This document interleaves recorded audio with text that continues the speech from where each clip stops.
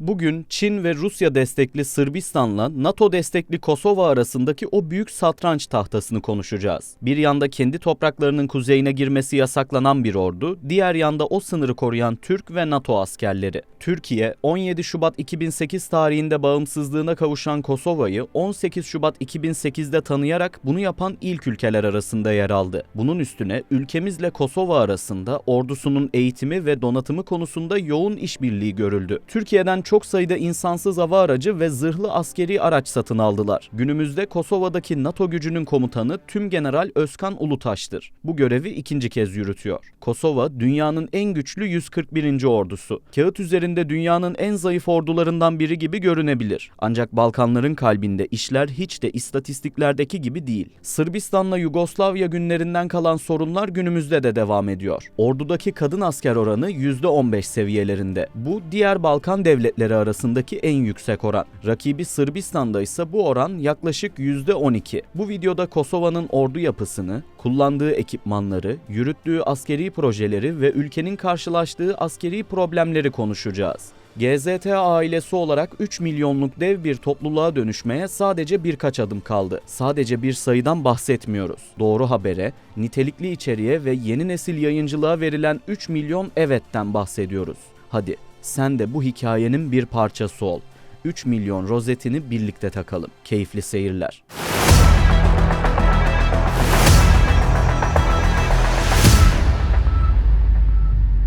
Ordunun yapısıyla başlayalım. Kosova, 2008 yılında Sırbistan'dan bağımsızlığını kazandı. Ülkenin askeri gücü resmen Kosova Güvenlik Gücü olarak adlandırılıyor. Henüz profesyonel olarak ordu şeklinde nitelendirilmiyor. 2018'den itibaren güvenlik gücü yerine daha profesyonel ve modern bir ordu kurulması için karar alındı. Dönüşüm sürüyor. Başbakan Albin Kurti, güvenlik gücünün 2028 yılına kadar orduya dönüşmesi gerektiğini belirtti. 5000 muvazzaf ve 3000 yedekten oluşan bir personel mevcudu istiyor. 2018 yılında bu konuyla ilgili özel bir yasa çıkarıldı. Hafif Silahlı Kosova Güvenlik Gücü 2009 yılında kuruldu. Ağırlık olarak sivil savunma, krize müdahale ve mühimmat imhasıyla görevlendirildi. Çünkü Sırbistan sınırına yakın bölgelerde hala bağımsızlık mücadelesi günlerinden kalan mayınlar bulunuyor. Kosova'da şu an için zorunlu askerlik uygulaması yok. Başbakan Kurti seçim döneminde 3 aylık zorunlu askerlik getireceğini vaat etmişti. Ancak bütçe ve NATO uyum süreci sebebiyle bu proje şimdilik askıya alındı. Kosova ordusunda kadın asker oranı ise yaklaşık %11-15 seviyelerinde. Bu diğer Balkan devletlerine oranla oldukça yüksek. Kadınlar sadece geri hizmette değil, operasyonel birliklerde ve komuta kademelerinde de görev alıyor. Hatta tümgeneral rütbesine kadar yükselebilen subaylar mevcut. İrfete Sıpahiu'yu örnek gösterebiliriz. Rakibi Sırbistan'da ise bu oran yaklaşık %12 seviyelerinde. Kosova ordusu Global Firepower Index araştırmasına göre 145 ülke içinde 141. sırada bulunuyor. Orduda tek bir kuvvet var. Sadece kara kuvvetleri yapılanması bulunuyor. Kosova ordusunun bütçeden aldığı paydan bahsedelim. 2020-2024 arası verilere ulaştık. 2020 yılında %1, 2021 ve 2022'de %1.1, 2023'te %1.3 ve 2024'te %1.5'lik pay ayrılmış. Sırbistan savunma bütçesi yaklaşık 1 milyar dolarken Kosova'nın bütçesi henüz 200 milyon euro seviyelerinde. Yaklaşık 4300 asker görev yapıyor. Ayrıca yaklaşık 3000 personelin de yedek asker sınıfında olduğu tahmin ediliyor. Ordunun başkomutanlık makamında aynı zamanda Cumhurbaşkanı olan Vjosa Osmani bulunuyor. Henüz Genelkurmay Başkanlığı makamı oluşmadığı için ordunun en tepesindeki isim olarak bahsetmemiz gerekiyor. Bu konumda da Korgeneral Başkim Yaşari görev yapıyor. Ancak o sıradan bir isim değil. Kosova Kurtuluş Ordusu UÇK'nin kurucusu Adem Yaşari'nin yeğenidir. Prekaz katliamı sırasında Adem Yaşari ve ailesinin büyük kısmı Sırp güçleri tarafından öldürülürken Başkim Yaşari ise sağ olarak kurtulmuştur. İlginç bir detaydan bahsedelim. Galatasaraylıların Prekazisi o meşhur sol ayağıyla tanınır. Ancak soyadı Kosova tarihinin en kanlı olayının yaşandığı Prekaz köyünden gelir. O köy savaşın başladığı ve efsane komutan Adem Yaşari'nin şehit düştüğü yerdir. Kosova kuruluşundan itibaren NATO üyesi olmak için çalışmalarına devam ediyor. Ordunun kullandığı ekipmanlardan ve araçlardan bahsedelim. Çok sayıda Türk üretimi askeri araç gereci satın aldılar. Bu bölümde detaylıca aktaracağız. Kosova'nın tankı yok. Ancak tanka ihtiyacı da yok. Çünkü Ukrayna Savaşı'nda Rus tanklarının korkulu rüyası olan Javelin füzeleri artık Kosova'nın elinde. Yani tankları yok ama tank avcıları var. Tabanca olarak Avusturya üretimi Glock 17 ve Amerika'dan satın alınan Sig Sauer M17'ler bulunuyor. Piyade tüfeklerinde geniş bir yelpazeye sahipler. Türk üretimi MPT-55 ve MPT-76'lar kullanılıyor. Birincil tüfekse Almanya'dan temin edilen Heckler & Koch G36 olarak tercih edildi. Ayrıca İsrail üretimi Galil, Amerika'dan alınan M4A1 ve M5 Colt tüfekleri de envanterde. Uzaktan komutalı stabilize silah sistemlerinin tamamında ise tanıdık bir yüzle karşılaşacağız. Aselsan tarafından geliştirilen Sarp ve Alkar sistemlerini temin ettiler. Sarp sistemleri Türk üretimi zırhlı araç Otokar Kobra'nın silah yuvasına entegre edilerek kullanılıyor. Amerika'dan 51 adet Humvee zırhlı araç satın alındı. Çok sayıda ek aracı da Amerika hibe etti. Ayrıca M1117 Guardian zırhlı piyade muharebe aracı da tedarik edildi. Türkiye ile artan savunma işbirliği sayesinde Türkiye, Kosova güvenlik gücünün modernizasyonunda kilit bir tedarikçi konumuna geldi. 4 adet BMC Kirpi ve 4 adet BMC Vuran mayına dayanıklı zırhlı muharebe aracı da aldılar. 10 adet Otokar Akrep model aracı da bulunduruyorlar. Kara havacılık unsurlarıyla ekipman havuzunu tamamlayacağız. Amerika'dan 6 adet Sikorsky UH-60 Black Hawk helikopteri sipariş edildi. 2028'e kadar teslimatların tamamlanması planlandı. Türkiye'den 5 adet Bayraktar TB2 silahlı insansız hava aracı da aldılar. Bunlara Roketsan'ın geliştirdiği MAM-C ve MAM-L mühimmatları eklendi. Amerika üretimi 4 adet AeroVironment RQ-20 Puma insansız hava aracı da satın aldılar. Baykar tarafından desteklenen drone üreticisi Skydagger'ın geliştirdiği aynı isimli kamikaze İHA'yı da satın aldılar. Başbakan Kurti'nin paylaştığına göre binlerce sayıda kamikaze İHA'yı envantere eklediler. Aselsan'dan İHA Savar isimli anti-drone sistemini de satın aldılar. Bu sistem düşman tarafından kullanılan kamikaze dronların sinyalini karıştırıp düşürüyor. Roketsan'dan orta menzilli tank savar füzesi satın alımı için de görüşmeler sürüyor. Bu bölümde Kosova'nın yürüttüğü askeri projelerden bahsedeceğiz. Ordunun sadece silahlanması değil,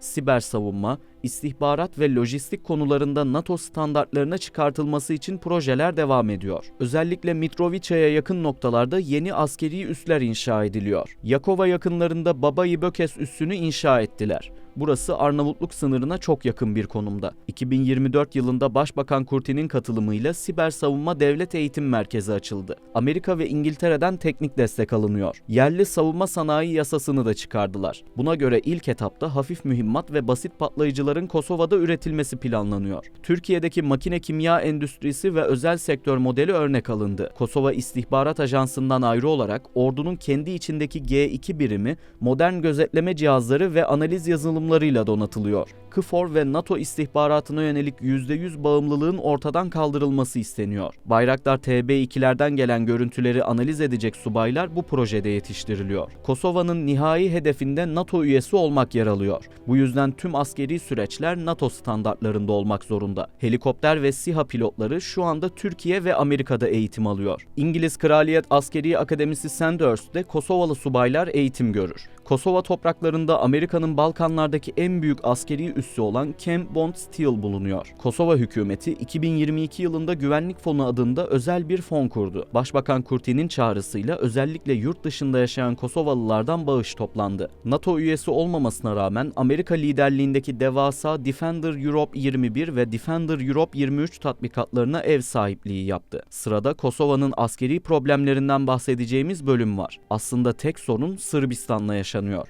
Kosova'nın bağımsızlık süreci Yugoslavya'nın dağılmasıyla başlayan, 1999'daki savaşla kırılma yaşayan ve 2008'de resmiyet kazanan uzun ve sancılı bir dönemi kapsıyor. Kosova, Yugoslavya günlerinde Sırbistan'a bağlı ancak özerk olan bir bölgeydi. 1989 yılında Sırbistan lideri Slobodan Milosevic, Kosova'nın özerkliğini kaldırdı. Milosevic'i Srebrenica soykırımı günlerinden hatırlıyoruz. 2006 yılında Uluslararası Ceza Mahkemesi'nde yargılanması devam ederken öldü. Arnavutlar devlet kurumlarından ve okullardan uzaklaştırıldı. Buna tepki olarak Kosovalı Arnavutlar İbrahim Rugova liderliğinde pasif direniş başlattı. Rugova 2008'deki bağımsızlığı göremedi. Ancak hayatının sonuna kadar mücadelesini sürdürmüştü. 2006 yılında Priştine'de hayatını kaybetti. Pasif direnişin uluslararası dikkat çekmemesi ve Sırp baskısının artması üzerine Kosova Kurtuluş Ordusu yani UÇK kuruldu. NATO insani krizi durdurmak için 1999 yılında Yugoslavya Yugoslavya'ya karşı 78 gün süren bir hava harekatı düzenledi. Bu müdahale sonucunda Sırp ordusu Kosova'dan çekilmek zorunda kaldı. 1999-2008 arasında Kosova, Birleşmiş Milletler yönetimi altında güvenliğini NATO ve KFOR'un sağladığı bir bölge oldu. Günümüzde ise Sırbistan sınırında çok spesifik bir kuşatma doktrini uygulanıyor. Sırbistan, Kosova sınır hattı boyunca 48 adet askeri ve jandarma üssü kurdu. Sınıra olan uzaklıkları sadece 300 metre ile 5 kilometre arasında değişkenlik gösteriyor. Yani Kosova toprakları Sırp silahlarının menzilinde. Kosova, Eylül 2023'te 2. Kurtuluş Savaşı'nın eşiğinden döndü. Sırp sınırından sızan 30 kişilik tam teçhizatlı, maskeli ve zırhlı bir komando grubu Banijska köyü girişindeki köprüyü kamyonlarla kapattı. İhbar üzerine gelen Kosova polisine roket atarlar ve ağır makineli tüfeklerle ateş açtı. Saldırganlar Banijska Manastırı'na sığındı. Uzun süre çatışmalar devam etti. Çatışma sonrası manastır ve çevresinde bulunanlar bunun basit bir saldırı olmadığını kanıtladı. Değeri 5 milyon euroyu bulan bir askeri yığınak ele geçirildi. Olayın drone görüntüleri incelendi. Dikkati çeken bir isme rastladılar. Baskının başındaki ismin Milan Radiočić olduğu ortaya çıktı. Radiočić, Kosova'daki Sırp Listesi Partisi'nin başkan yardımcısı olarak biliniyor. Baskından sonra Sırbistan'a kaçtı. Gözaltına alınıp serbest bırakıldı. Kosova tarafından hakkında kırmızı bülten yayınlandı. Kuzey Kosova'daki Severne Brigada isimli örgütle de bağlantısı var. Ağustos 2022'de grubun imzasını taşıyan grafitiler Kuzey Kosova sokaklarında görülmeye başlandı. "Panik yapmayın, biz buradayız" yazan duvar resimleri çizdiler. Severna Brigada, Kosova hükümeti tarafından terör örgütü olarak ilan edildi. Güncel durumdan bahsedelim. Sırbistan ordusu Nisan 2024'te sınırın hemen yanında dev bir tatbikat yaptı. İlk kez kamikaze dronlar, tanklar ve güdümlü füzeler kullanıldı. NATO, KFOR komutası bir yıl süreyle Türkiye'nin kontrolündeydi. Tümgeneral Özkan Ulutaş, bölgedeki en gergin dönemde barışı yönetti. Ekim 2023, Ekim 2024 arasında görev yaptı. Kendisi Türk Kara Kuvvetleri bünyesinde görevli bir subay. Türkiye hala KFOR içindeki en büyük ikinci askeri güce sahip ülke konumunda. Yaklaşık olarak 800 Türk askeri KFOR bünyesinde. Liderliği İtalya taşıyor. Yaklaşık 850 askerle katkı veriyorlar. Tümgeneral Özkan Ulutaş görevine devam ediyor. Böylece Türkiye KFOR komutanlığını ikinci kez üstleniyor. Bugün Kosova'da güvenliğin sigortası hala NATO'nun KFOR gücüdür. Yaklaşık 4600 NATO askeri Kuzey Kosova'da hazır bulunuyor. Türk askerinin ana karargahı Prizren'deki Sultan Murat Kışlası'dır. Türk askerleri sadece rutin devriye değil, olaylara ilk müdahaleyi yapacak ihtiyat operasyonel kuvvet görevini de üstleniyor. Bu, Sırp ordusunun karşısındaki ilk kalkanın Türk askeri olduğunu gösteriyor. Sırp ordusunun karşısında Kosova askeri değil, hala NATO tankları ve Mehmetçik duruyor. Çünkü Kosova ordusunun kendi topraklarının bir kısmına girmesi yasak. Kosova'nın kuzeyinde yoğun bir Sırp nüfus yaşıyor. Belgrad yönetimi Kosova'yı tanımadığı için sınır hattında sık sık Sırp ordusu tatbikat yapıyor ve teyakkuz durumuna geçiyor. Kosova ve Arnavutluk arasındaki ortak savunma kalkanı veya daha popüler tabiriyle tek millet, tek ordu ihtimali de gündemde. İki ülke arasındaki askeri yakınlaşma kağıt üzerinde işbirliği gibi görünse de sahada fiili birleşme adımı olarak yorumlanıyor. Eğer Kosova NATO'ya giremezse B planı devreye girebilir. Arnavutluk'la ikili savunma anlaşması imzalanma olasılığı var. Bu senaryoda Kosova'ya yapılacak bir saldırı NATO üyesi Arnavutluk'a yapılmış sayılacağı için Kosova arka kapıdan NATO şemsiyesine girmiş olur. Ancak Kosova Anayasası'nda birleşme senaryosu için kısıtlama var. Ayrıca bağımsızlığı sağlayan Ahdi Sari planı da Kosova'nın herhangi bir ülkeyle birleşmesini yasaklar. Eski Başbakan Ramush Haradinaj gibi şahin liderler, eğer Batı bizi NATO'ya almazsa biz de anayasayı referanduma götürür ve Arnavutluk'la birleşiriz kartını masaya sürüyor. Sonuç olarak Kosova ordusu olgunlaşma döneminde. Özellikle Türkiye ve Amerika'dan yapılan yoğun alımlar ve hibe edilen askeri araçlarla gücünü arttırıyor. NATO üyesi olmamasına rağmen NATO tatbikatlarına ev sahipliği yapmasıyla fiili üye olduğunu anlayabiliriz. Sırbistan sorunuysa ilk günkü tazeliğini koruyor. Videoyu tamamladık. Fikirlerinizi yorumlarda bekliyoruz. Bu tarz daha fazla içerik için GZT'ye katılmayı ve abone olmayı unutmayın. İzlediğiniz için teşekkürler. Bugün Çin ve Rusya destekli Sırbistan'la NATO destekli Kosova arasındaki o büyük satranç tahtasını konuşacağız. Bir yanda kendi topraklarının kuzeyine girmesi yasaklanan bir ordu, diğer yanda o sınırı koruyan Türk ve NATO askerleri. Türkiye, 17 Şubat 2008 tarihinde bağımsızlığına kavuşan Kosova'yı 18 Şubat 2008'de tanıyarak bunu yapan ilk ülkeler arasında yer aldı.